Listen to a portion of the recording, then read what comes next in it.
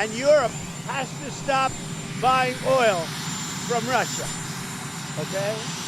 You know, they talk. President Donald Trump is wheels up for the UK, but not before doubling down on his call for Europe to stop buying Russian oil. He's made the demand twice in recent days amid the Ukraine war. Speaking to reporters at Joint Base Andrews today, Trump said, "Europe has to stop buying Russian oil immediately. It weakens our position against Russia."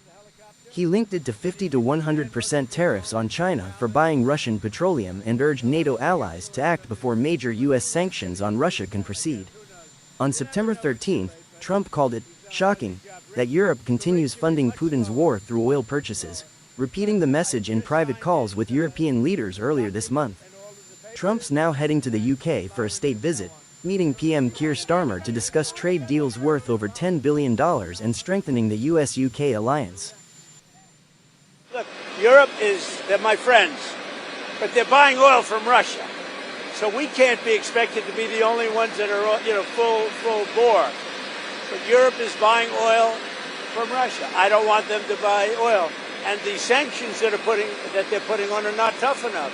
And I'm willing to do sanctions, but they're going to have to toughen up. And Europe has to stop buying oil from Russia.